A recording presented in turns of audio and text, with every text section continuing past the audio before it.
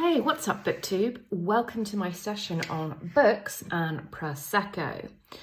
So, one thing that I've noticed on the TikTok channels or the BookTok channels is how Shadow and Bone, the trilogy, obviously Six of Crows, etc., have taken BookTok by storm. And I haven't read them. I'm not a high fantasy book fan, but I do love my high fantasy movies. So I'm a huge Lord of the Rings fan.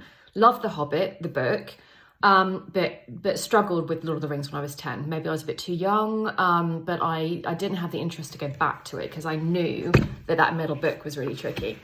But love the movies, love all of that kind of stuff. So since I've been hanging out on TikTok, only for the last couple of weeks really, I kept seeing this series everywhere, how excited people were for the Netflix adaptations, the aesthetics people were doing, which were beautiful, even like which male character or female character they would want to be their book boyfriends or book girlfriends, and it convinced me to buy it. So then I put out a little video and I said, this show's coming out, should I read the book first?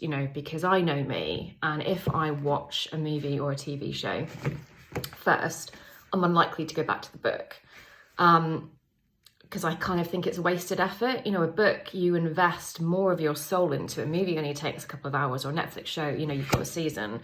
Maybe that would be the equivalent of actually reading one of the books a whole season. So I kind of think I don't want to do both. I always have to go from book to movie. But I was so excited by all the hype that I couldn't stop myself from watching it. And I loved it. I thought it was great. And I don't think I know the characters well yet. Not in the same way that people on BookTok are describing them and how they love Cal, Cass, or Mal, or I don't think all their names have actually gotten into my brain yet. And I can see that reading the books would have helped with that, because you get your characters more ingrained when you spend time with them that way. So I don't think they've clawed into me in quite that respect. But I loved the characters, all of them. I thought they were so well cast. But I'm still stuck with these 3 books. So I don't know whether I should keep them just for their beauty. I mean, look at this. I know I'm never going to read them. Should I do a giveaway? But then I kind of say to myself, well, maybe I will read them. Maybe I will, maybe. I don't know. So I don't know. I'd be interested to know what you guys think. Have you watched the Netflix adaptation yet? Have you read the book first? What way did you go about it? What did you think? And do you think the Netflix adaptation actually did justice? Because it's so rare that you get a movie that's better than the book. And I will say that Lord of the Rings, I think, is the exception, because I think the movies were better. So there's not many things that you can say that about, because there's so much nuance in a book. There's lingering looks and those unsaid things that can be described in a book that don't translate as well on screen, and the internal monologue that a character might have.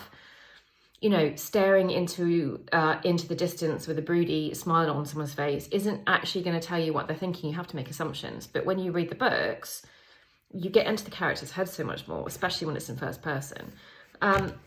So, maybe that would help me get in touch with the characters better. Maybe even if I just read one of them.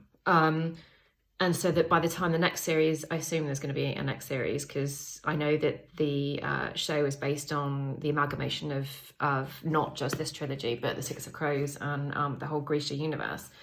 So maybe that would help me understand the characters more. So what do you think? Should I read the first book? Should I read the trilogy? Should I give them away to somebody? Tell me what you think in the comments. And I will do what you tell me to do.